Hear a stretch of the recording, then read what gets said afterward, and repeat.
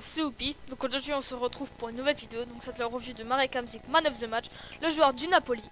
Donc voilà, ses stats in-game: 88 de contrôle de balle, 83 de centre, 86 d'effet, 85 de dribble, 85 de finition, 86 de long shot, 90 de passe, 83 de puissance de frappe, 87 de volée, 82 d'agilité, 83 de réaction, 82 d'endurance, 91 de positionnement, 87 de vision, 4 étoiles mauvais pied, 3 étoiles geste technique.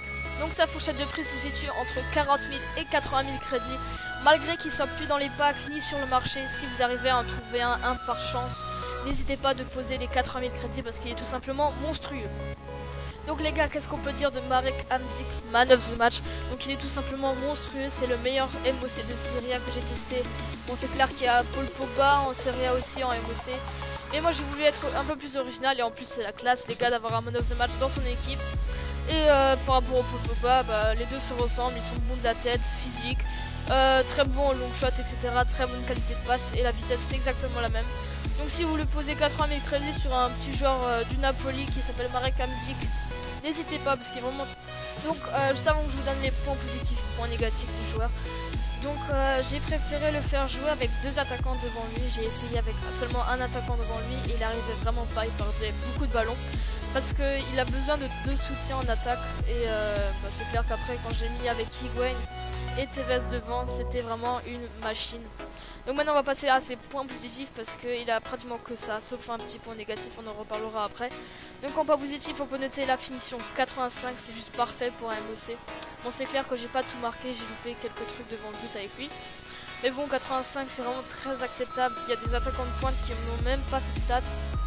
Et franchement si vous vous retrouvez dans le but, allumez, et ce sera très souvent au fond des filets. Ensuite les dribbles 85, c'est dommage qu'il ait seulement 3 étoiles geste technique, parce que sinon ce serait vraiment un pur bordel. Et en plus il y a un 88 de contrôle de balle, donc il est vraiment très agile avec la balle.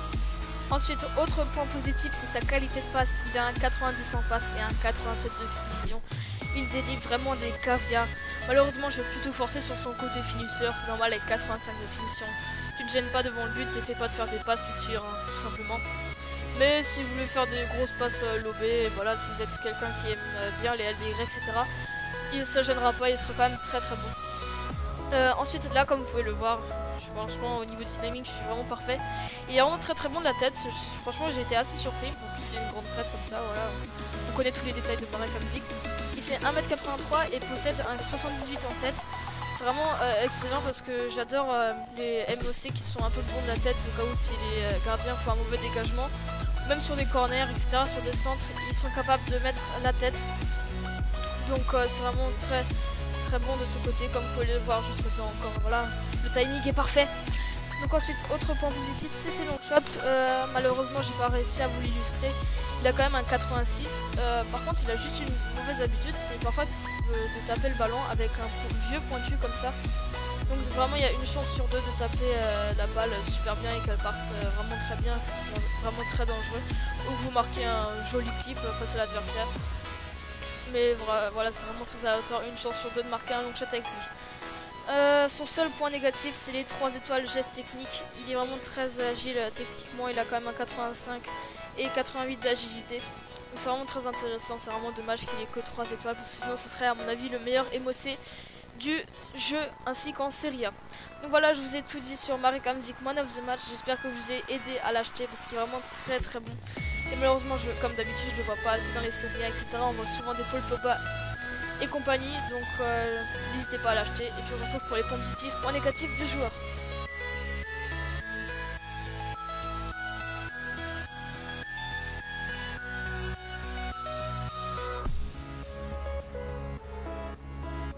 Donc vaut-il vraiment la peine? Donc pour moi c'est vraiment un énorme oui.